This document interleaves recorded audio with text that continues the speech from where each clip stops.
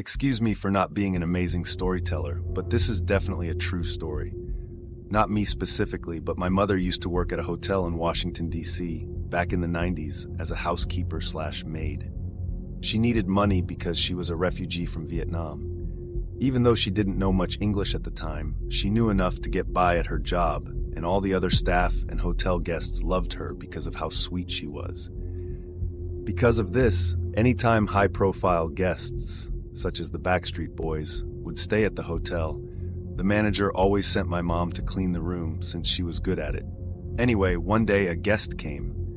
We'll refer to him as Mr. M because I don't know his real name. He checked into their most expensive suite. As usual, the manager told my mom to take care of his room. As she got there, there was a "Do Not Disturb" sign, so she told the manager she would come back later. What was weird was that no one was ever allowed in his room.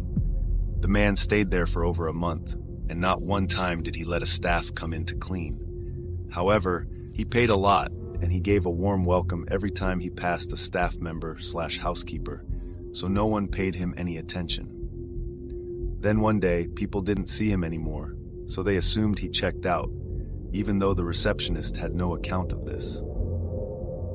Since it had been so long since the room was cleaned and the "Do Not Disturb" sign wasn't on the door anymore, the manager told my mom to go check it out and try to clean up what she could. As she got to the floor and unlocked the door to the room, a disturbing smell hit her.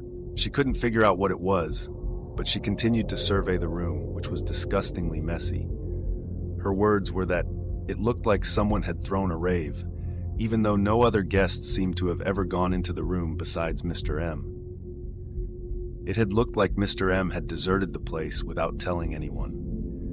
My mom was still shocked by the smell, so she tried to track it down.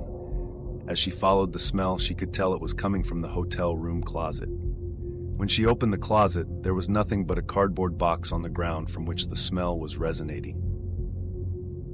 My mother's first instinct was to open the box to see what it was and throw it out. When she opened the box, what she saw scarred her to this day.